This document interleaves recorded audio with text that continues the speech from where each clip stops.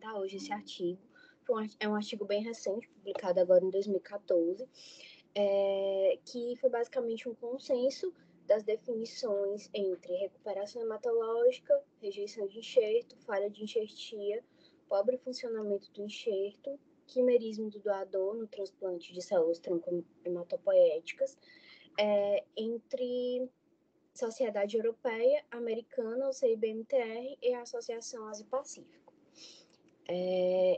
Ao longo dos anos, o TMO tem ganhado cada vez mais espaço, não só por ser, muitas vezes, a única estratégia possivelmente curativa para tratamento de algumas doenças, mas também pelos avanços com os doadores aptos, que permitem que cerca de 90% das pessoas tenham pelo menos um doador possível, o condicionamento RIC, que permitiu que mais pessoas possam realizar esse transplante, apesar de algumas comorbidades. A fonte, ela é bastante variável, pode ser medula óssea, sangue periférico, inclusive sangue de cordão, mas que está cada vez mais em desuso. E tudo isso que eu falei agora em relação ao doador, condicionamento, fonte, essas estratégias, elas podem afetar a cinética da enxertia. Quando a gente faz um transplante de medula, a gente espera que aconteça a enxertia das células tronco do doador, que a gente vai conseguir avaliar isso pelo quimerismo, e que aquele enxerto funcione de forma adequada, ou seja, aquele paciente tem, além da quimera completa, ele tem uma resposta hematológica completa. Então, esse trabalho, ele objetivou estabelecer um consenso internacional entre especialistas da Sociedade Americana, Europeia, Ásia-Pacífico e o CIBMTR, para definir de forma mais homogênea possível a falha de enxertia e outras terminologias, como eu falei, quimerismo, pobre funcionamento do enxerto. Foram selecionados 3 especialistas de cada centro, sendo um deles pediátrico, e o consenso em relação à respectiva definição foi definido quando pelo menos 70% concordava fortemente com aquela definição. Caso não houvesse consenso, ia sendo discutido até que chegasse aos 70%. Em relação à enxertia neutrofílica e plaquetária, não houve mudança em relação à definição.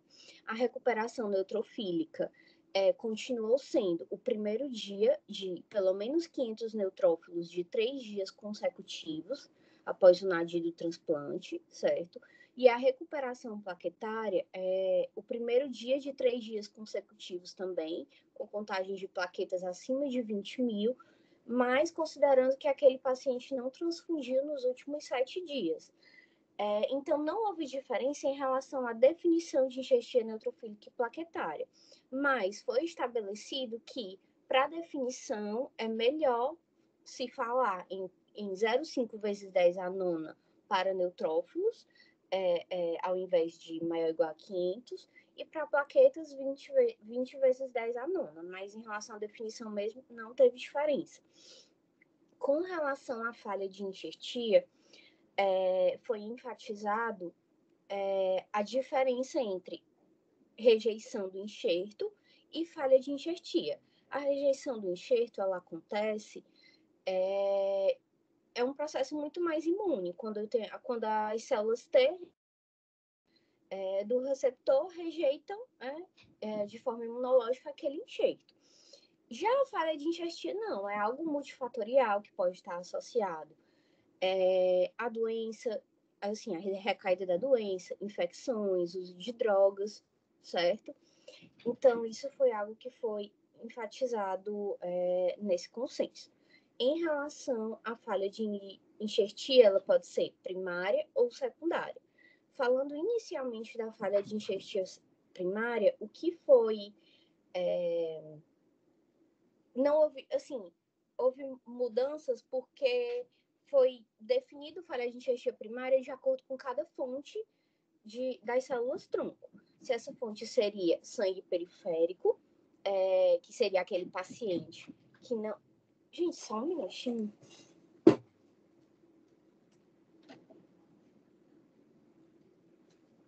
Prontinho. Em relação à fonte, quando é sangue periférico, que seriam aqueles pacientes que não atingiram pelo menos 500 neutrófilos até o D mais 30 e persistem com pancitopenia. Quando a fonte medula óssea ficou a mesma definição do sangue periférico, aqueles pacientes que não atingiram pelo menos 500 neutrófilos até o D mais 30 e ainda persistiam com pancitopenia. E em relação ao sangue de cordão, esse tempo foi só um pouquinho maior, né? Que seria até o D mais 42. Com relação à falha de enxertia secundária,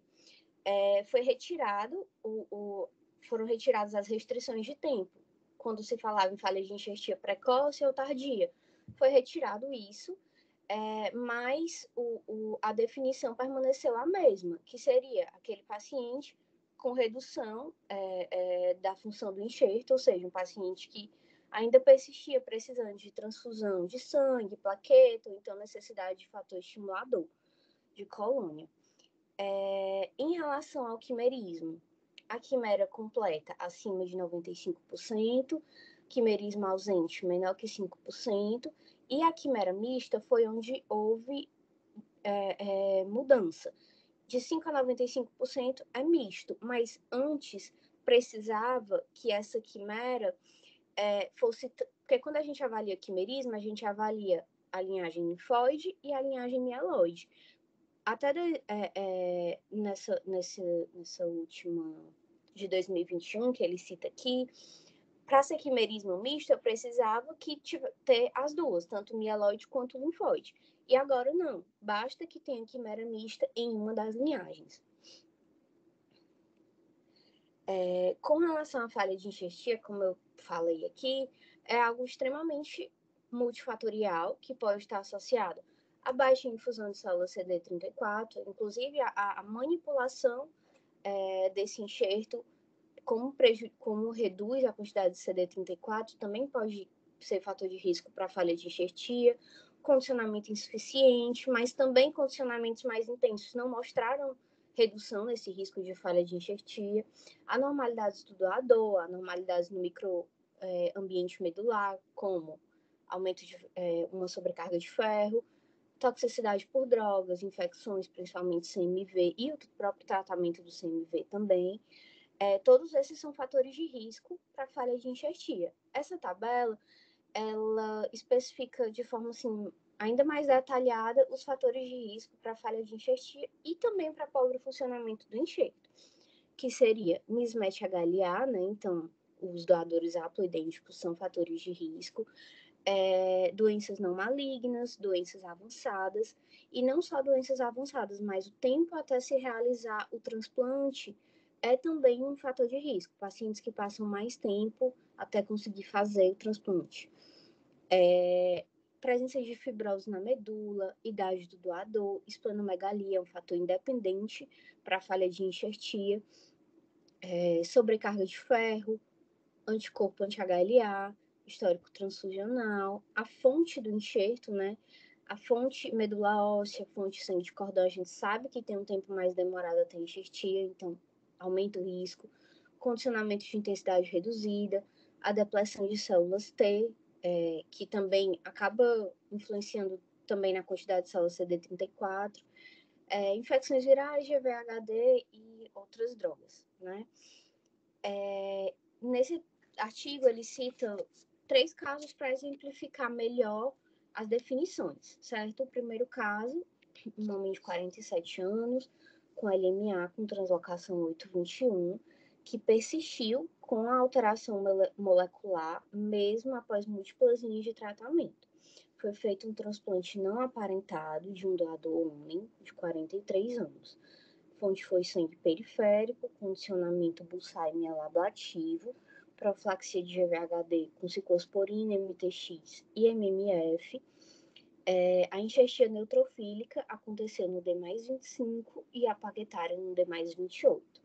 2 meses após o TMO, esse paciente apresentava com leuco em torno de 2.000, com 1.100 neutrófilos, mas ainda mantendo necessidade transfusional de concentrado de hemácia 2 vezes por semana precisava de plaquetas também. No pós-TMO imediato, foi avaliada a ferritina e esse paciente tinha uma ferritina bem elevada, acima de 7.000, certo? Quando foi a medula óssea no D+30 e no D+60, evidenciou uma medula hiposselular com apenas 5% de celularidade e uma hematopoese irregular. Mas foi descartada a recidiva de doença, esse paciente estava com a LMA em remissão, e tinha quimerismo completo do doador. Não haviam sinais de infecção, de VHD, e ele estava em desmame da terapia imunossupressora. Então, esse caso é um paciente que foram excluídas outras causas, né? Não tinha recidiva de doença, não tinha GVHD, mas que ainda precisava de suporte transfusional. E, o mais importante, ele tinha quimera completa do doador, que é algo, né, que a gente precisa até para diferenciar com falha de enxertia. Então, é um caso que representa bem o pobre funcionamento do enxerto, que possivelmente pode estar associado ao fato de ser um doador não aparentado, a sobrecarga de ferro. Aqui ele não cita a quantidade de CD34 envolvida, mas ele coloca que poderia ser uma das causas também, um dos fatores de risco, né? Esse artigo, se eu não me engano, ele foi publicado em 2021 e ele fala um pouco sobre o pobre funcionamento do enxerto, fatores de risco, incidência, desfecho. Foi um estudo de caso controle em que 830 pacientes foram submetidos a transplante halogênico. Desses, 5%, que eram 43 pacientes, tiveram diagnóstico de pobre funcionamento do enxerto. Nesses pacientes, foi visto que tinha uma menor quantidade de células CD34 envolvidas. A quantidade abaixo de 5 já é fator de risco. Uma ferritina sérica de 2 vezes mais, comparado aos com bom funcionamento do enxerto. E os pacientes com pobre funcionamento do enxerto transplantaram em 17 meses, comparado a 12 meses os pacientes com bom funcionamento do enxerto. Nesse estudo especificamente, não houve diferença significativa em relação à idade do doador, se a fonte, o tipo de fonte, né? O tipo de doador, mismatches específicos e o condicionamento. Essa primeira tabela foi a análise multivariada desse artigo que eu citei agora, que demonstra que a esplenomegalia, a ferritina sérica e a quantidade de células CD34 são fatores de risco independentes para pobre funcionamento do enxerto. Tem alguns estudos que citam que a esplenomegalia, o fator de risco pode meio que ser compensado se eu infundir uma quantidade maior de células CD34, em torno de 6, mais ou menos. Nessa segunda imagem,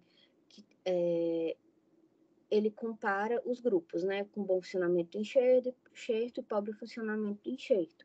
Em relação à quantidade de células CD34, a gente vê que os pacientes com bom funcionamento do enxerto teve uma quantidade significativamente maior de células CD34 envolvidas, assim como tiveram quantidade significativamente menor da dosagem da ferritina sérica, certo? A ferritina acima de 2.000 já é um fator de risco para pobre funcionamento do enxerto. Em relação ao caso 2, era um homem de 45 anos com LMA de alto risco, com 5% de blastos pré-TMO. Foi feito um transplante halogênico não aparentado, 9 em 10.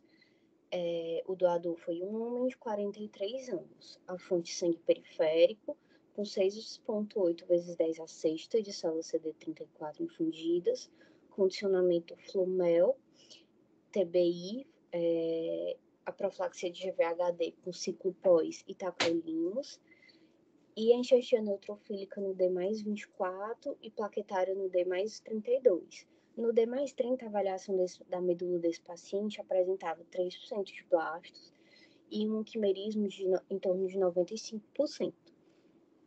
No D+35, esse paciente evoluiu com CMV refratário e necessidade transfusional e necessidade de granuloquímio, certo?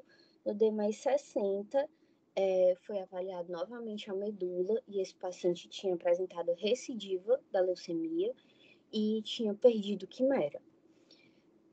Então, esse paciente, ele preencheu os critérios iniciais, né, para enxertia neutrofílica e enxertia plaquetária. Então, a gente não pode dizer que ele foi uma falha de enxertia primária, né? Ele chegou a ter quimera completa do doador, mas perdeu essa quimera. Então, é uma falha secundária de enxertia, possivelmente associada à reativação do CMV, à própria toxicidade do ganciclovir e à persistência da leucemia. É algo que foi, inclusive, enfatizado nesse consenso, que a falha de enxertia, ela não é mutuamente exclusiva da recidiva da doença, que a recidiva é, sim, uma das causas de falha de enxertia.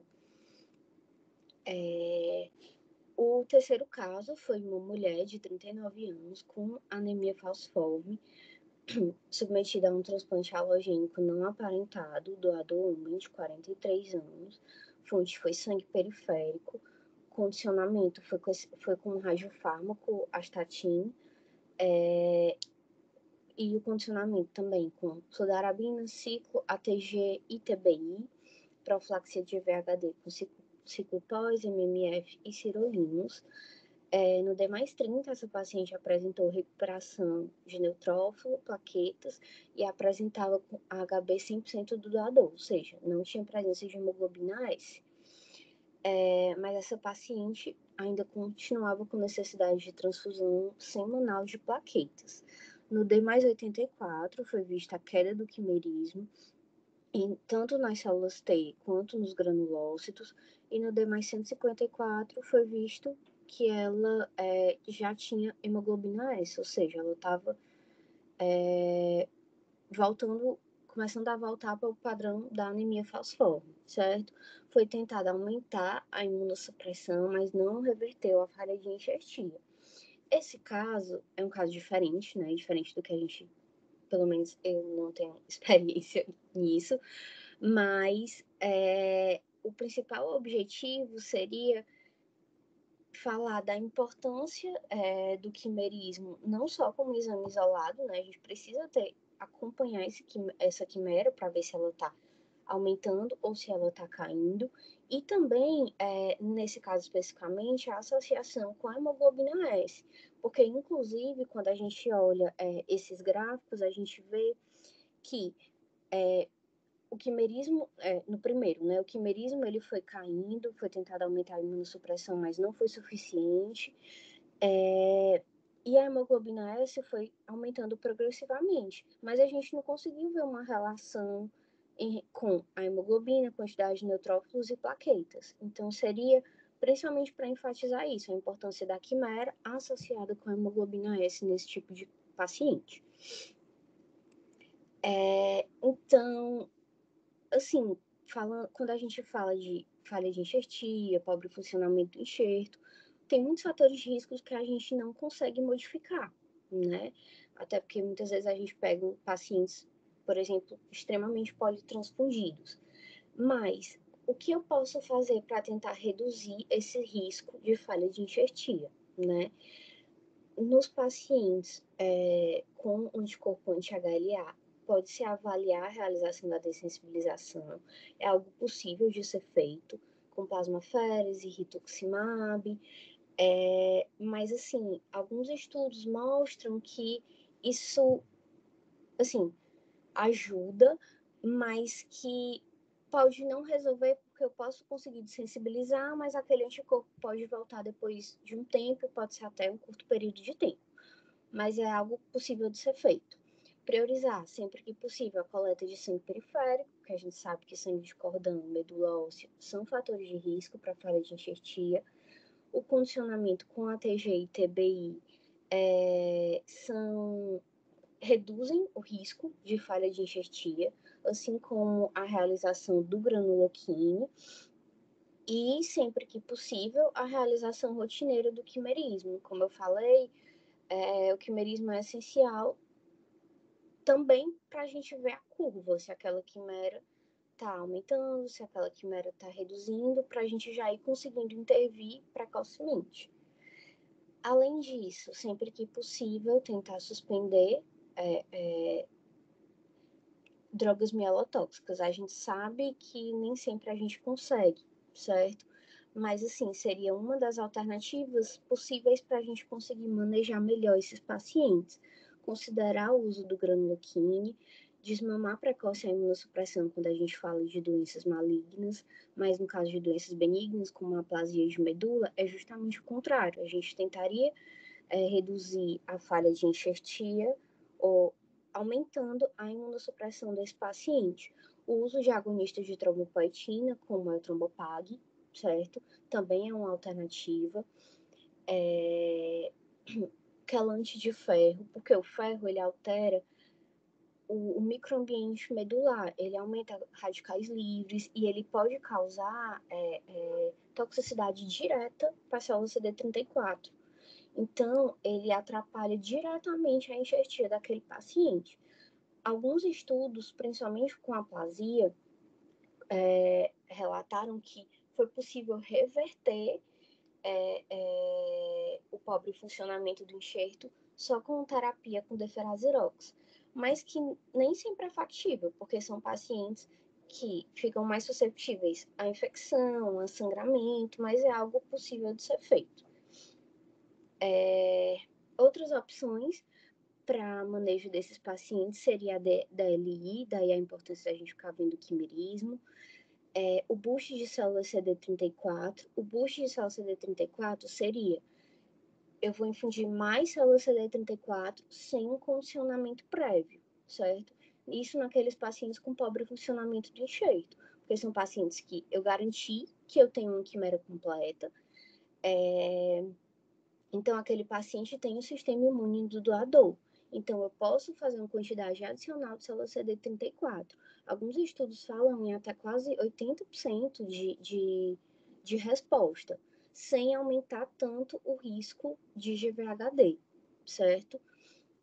A infusão de células mesenquimais, as células mesenquimais, elas também participam do estroma medular. E elas são importantes, elas meio que, como se ancorassem as células, a célula CD34. Então, elas auxiliam nesse processo de enxertia, que pode ser feito, inclusive, de forma concomitante com o boost, por exemplo. E outra opção seria um novo transplante, né? Mas a gente sabe que um novo transplante é algo extremamente mais invasivo e que nem sempre é possível, certo? Em relação a essa possibilidade, né, de fazer um novo transplante. Você pode usar o mesmo doador, pode usar um doador diferente. Às vezes só tem aquele doador, né? Então não tem o que fazer. Mas o condicionamento, preferencialmente condicionamento RIC, né? A fonte de forma ideal, a fonte de sangue periférico, e evitar a depressão de células T, porque aí eu vou manipular demais aquele enxerto e posso aumentar o risco de falha de enxertia. Então, como a gente viu, né, a falha de enxertia, ela é multifatorial. Essa definição de falha de enxertia, ela pode ser muitas vezes complexa quando a causa da falha de enxertia é a recaída de doença, porque quando a gente foi aquele segundo caso, se eu não me engano, mas quando o paciente perde quimera, que eu faço o exame da medula e eu vejo que a leucemia voltou, é muito mais fácil eu dizer que aquele paciente recaiu do que ele falhou o enxerto, né? Então, foi algo que eles enfatizaram nesse consenso, que a recaída é uma causa de falha de enxertia. E esse estudo especificamente buscou uniformizar essas definições, tentando respeitar sempre que possível as nuances de cada caso, para facilitar também a aplicabilidade e a disseminação dessas definições, né? Foi isso. É isto. Oi, Vitória, obrigado aí pela apresentação e a gente acho que são conceitos muito importantes, né, e são essenciais aí para quem faz transplante de medula, que é o dia a dia, né, do transplantador, né, são esses termos, essas definições. Eu estava querendo então abrir para comentários, perguntas. Tem o pessoal do transplante aí, quem gostaria de fazer um comentário, Karine. no seu dia a dia?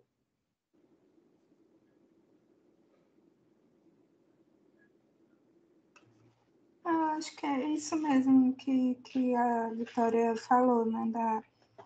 Da importância da gente tentar prevenir ou reduzir esses fatores de risco pré-transplante. Aquela ação de ferro a gente até tenta, mas é sempre muito complexo. Sobre esse ponto aí, Karine, eu queria comentar, foi muito bom você ter falado. Todas as vezes que eu vejo essa história de que o quelante de ferro deferazirox vai resolver, ou melhor, atenuar o problema, eu olho isso com uma certa reticência, porque a gente sabe que lá de maneira adequada no indivíduo, isso demanda tempo, tá? Então, que a ferritina está associada à falha, à pobre função do enxerto, senão a gente sabe disso, é claro, mas a gente na prática acaba fazendo muito mais sangria, né? Quando o doente que pode, não é isso? Quer falar sobre isso, Karine?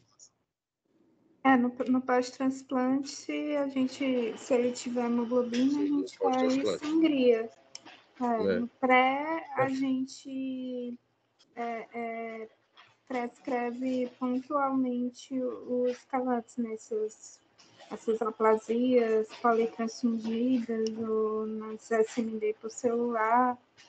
A gente até tenta começar, mas aí tem realmente essa questão do tempo, que acaba a gente não tendo tempo hábil pré-transplante para fazer uma quelação bem feita. E assim, a própria dificuldade mesmo são muitos exames para começar, e aí tudo isso acaba retardando o início, né? A minha Mas no preocupação até pós-transplante mais a gente normalmente faz essa sangria, até por conta da toxicidade, né? Ele já está com outros medicamentos nefrotóxicos e tudo, aí mais uma droga. Porque, assim, na prática, tanto na aplasia quanto na melasplasia de baixo risco, que é quando você usa quelante de ferro, a não ser que ele já venha quelado, né? Que aí é uma situação mais confortável, dificilmente você tem tempo hábil para aquelar e levar para o transplante de maneira mais eficiente. Eu acho que tem essa ponderação aí que a gente precisa ser feita. Mas pode continuar, Karine, nas suas considerações. E até o que a gente conversou na sexta-feira, né, da importância do quimerismo como um ponto da curva, né? Não Sim. como um exame isolado. É fundamental. Acho que quando você consegue fazer com mais frequência, você tem uma ideia melhor aí do que está acontecendo pós-transplante, né? João Paulo, quer fazer algum comentário?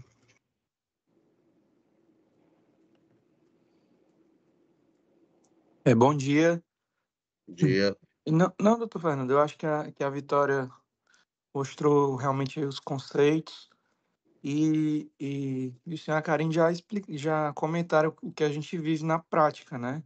Muitas vezes a gente tenta mitigar esses fatores de risco, mas pela maioria dos transplantes tem que acontecer de forma mais urgente, não dá tempo, né? De quelar ferro, assim, raciocinar estratégias que possam minimizar, né, esse risco com a seleção de doadores, tentar evitar transfusões quando o paciente é da gente, né? E a escolha da fonte, né, quando possível. A Karine estava até comentando comigo, sugerindo, a gente tem uma aplasia que agora não tem como transplantar, mas é muito transfundida, com diagnóstico muito tardio, a gente avaliar fonte periférica, em casos selecionados, né? Então, é um desafio porque esses fatores de risco, como a própria Vitória falou, muitas vezes não são modificáveis, né? E a gente tem que tentar arrumar saídas, né, para minimizar esse risco. Até porque Ficar no atento. SUS a gente não tem acesso tão fácil ao Trombopag, né, que é uma droga que pode ajudar, né, no pós, quando o enxerto não está funcionando bem, e aí a gente tem que melhor definir essas estratégias de redução de risco. A gente até usou em algumas situações, né, o Trombopag pós-transplante. É, Mas, assim, ficar atento a fatores de risco como esplenomegalia, a quantidade de CD34 infundido, o próprio CMV, né? Então, agora, o que eu achei interessante, e aí eu queria que alguém comentasse, é esse caso 1, que foi feito num aparentado e que, pelo que a Vitória mostrou, não tinha nem ATG, né, Vitória? E nem tinha ciclo pós, né? Pelo menos, o condicionamento aí, ó, tá? Buçai, mielablativo, profilaxia ciclosporina, metrexate, micfenolato. Alguém quer comentar? Quer comentar, Lucas?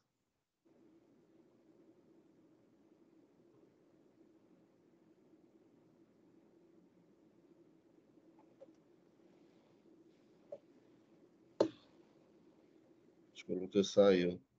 Rafael, quer fazer algum comentário?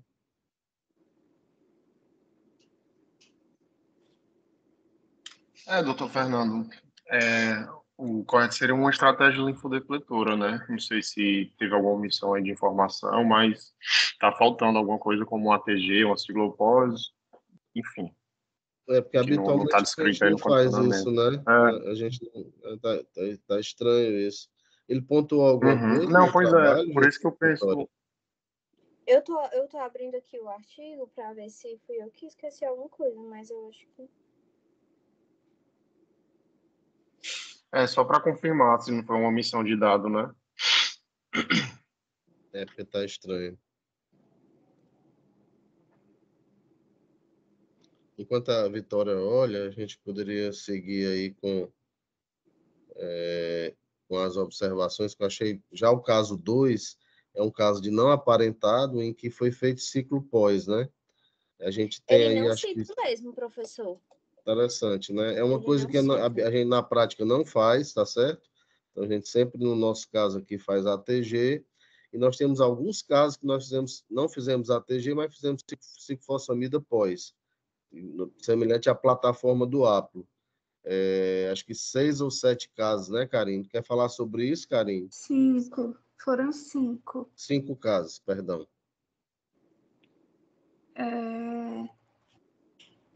Dois estão vivos e bem. A gente fez os 5 juntos. Acho que tem 2, deve estar completando 2 anos. Deve não, está completando 2 anos, porque eu evoluí eles no CBNTR mês passado. Aí, 2 estão ótimos, uma recaiu e a gente está fez DLI, ela entrou em remissão com POMP, e a outra, os outros 2 faleceram. Uma era uma LMMC e o outro, agora eu vou me esquecer do outro. Me esqueci do outro. Essa que fez DLI, fez depois POMP, foi isso? Ela fez, a gente pediu Blina, mas não saiu, fez POMP enquanto esperava o Blina, ela acabou negativando DRM e a gente fez DLI. Eu acho que ela fez umas 2 doses de DLI, não foi, João? foi. Fez umas 2 doses mesmo. Perfeito, perfeito. Aí ela teve um, ela tá com um pouquinho de GVHD crônico. que é uma coisa boa, né? É um bom sinal, né? Se não for demais, é até bom, né? É até bom.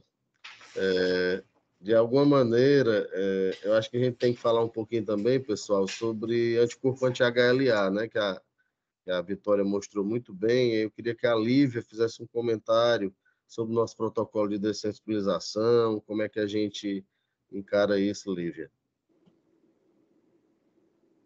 Tô muito bem da voz, não. Não, mas sua voz é sempre bonita, pode falar. Bom dia.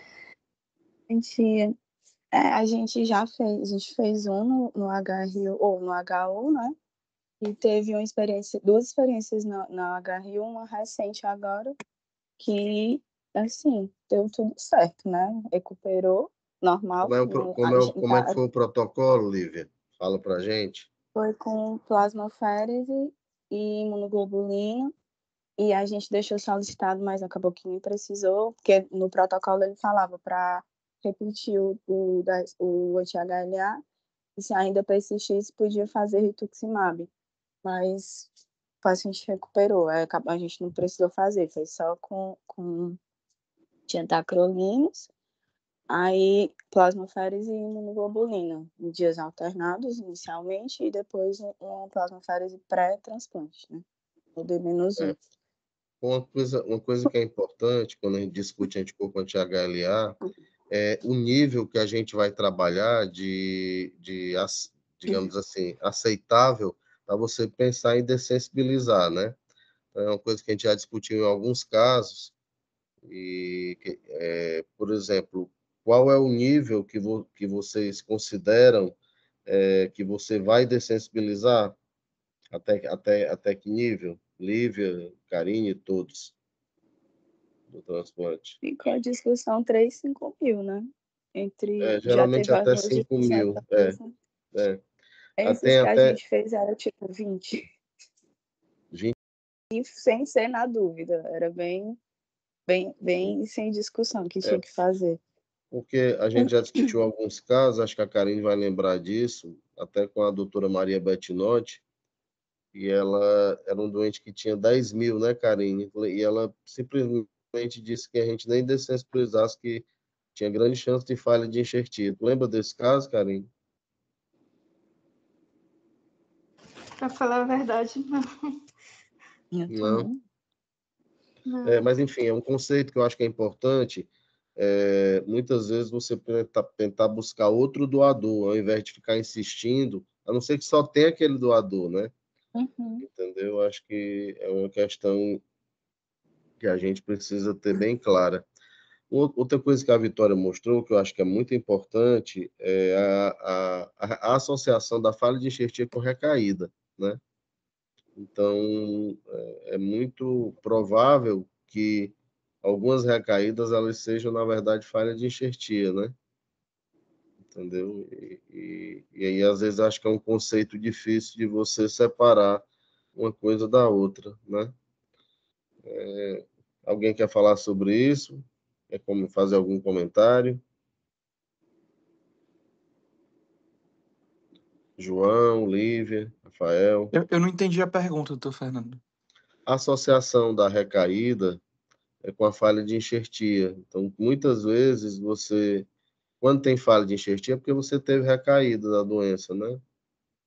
Sim, é uma causa, né? A gente sempre está atento. Quando o paciente tem citopenias aí persistentes no pós-transplante ou que aparecem depois, é, é, a gente sempre vai na medula, né? Para investigar recidiva. Uma causa importante também. E às vezes não é, né? Às vezes a gente pensa que é e não é. Exatamente, é isso que eu estou querendo. Era exatamente isso que eu queria ouvir, né? Então, a gente Às vezes é precisa... infecção, às vezes é a toxicidade do GAN, às vezes Isso. Às vezes é citopenia clonal são significado indeterminado, né? outros gatilhos aí que fazem a perda do enxerto. Ou o próprio funcionamento, né? E, na verdade, você pode ter chip do doador também, né? Que tem anemia ou plaquetopenia e, na verdade, não é recaída e isso é algo que a gente... Aí depende de você estudar molecularmente o doador e o paciente também, né? Ter acesso a sequenciamento de próxima geração, né? Eu queria agora pedir ao Hércules que fizesse um comentário sobre a apresentação da Vitória. Oi, professor, foi... Tá dando para me escutar bem? Está ouvindo bem, Hércules, pode falar. Pronto. Excelente a apresentação, reforça os conceitos, né? A gente vê bastante casos no ambulatório de citopenia pós-transplante. Eu me pergunto, assim, o que assim, me marcou bastante, a gente tem alguns pacientes que a reativação do CMV impactaram, né, no hemograma deles, que pacientes que ficaram com plaquetopenia graves, ou então que tiveram uma mudança do padrão após a reativação do CMV. Eu me pergunto até que ponto a profilaxia vai impactar nisso, se isso vai influenciar nas falhas de enxertia. É interessante também o que a doutora Karine falou, né, da necessidade do quimerismo, que vai ajudar a guiar um pouco o nosso raciocínio ao longo do manejo dessas citopenias pós-transplante.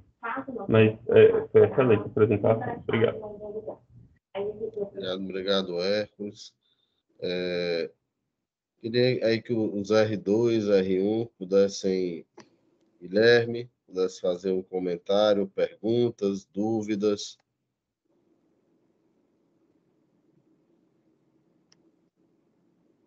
Bom dia, doutor Fernando. Bom dia a todos. Bom dia. Eu queria falar duas coisas, né? A primeira coisa, questão aí da relação da recaída com a atividade da doença. O que eu entendi um pouquinho aí que a Vitória colocou brilhantemente, né? É porque, assim, muitas vezes não dá para dizer o que aconteceu primeiro, né? Assim, porque quando acontece... eles colocaram, assim, que não dá para diferenciar o que aconteceu primeiro. Assim, no meu ver, eu entendi assim, se foi a falha da enxertia que contribuiu na recaída da doença, né? Pelo fato de ter acontecido a falha da enxertia, a doença prevaleceu sobre o efeito GVL e aconteceu a falha da enxertia, ou então aconteceu, não sei, a doença voltou, teve o enxerto pegou bem, o enxerto funcionou bem, só que assim, o enxerto não foi capaz suficiente para vencer a leucemia. Eu acho que o que o artigo colocou, que assim, muitas vezes não dá para a gente definir o que realmente aconteceu, mas que a recaída da doença é uma das causas de acontecer a falha da enxertia. E o meu outro, não sei se deu assim para vocês compreender o meu raciocínio. E o outro comentário que eu queria fazer, justamente o que o Dr. Fernando falou, né? Que é uma área que acho que vai ganhar muito espaço futuramente para novos estudos, as alterações moleculares dos doadores, o que pode ocasionar no pós-transplante, né? Que alguns estudos que a gente vê, dependendo do doador, não tem nenhuma citopenia, não tem um hemograma normal, mas tem algumas alterações moleculares que naquele momento não ocasionou algum prejuízo para aquele paciente, né, para aquele doador, mas que tem algumas alterações moleculares, em chip, não sei, que pode ter um impacto pós-transplante. Algumas alterações moleculares pode dar mais, aumentar a chance de GVHD, e isso pode ser até ser bom ao ponto de ter um efeito GVL maior, né? E como também outras alterações moleculares pode propiciar a recaída da doença, a falha da enxertia. Ok, Guilherme, obrigado.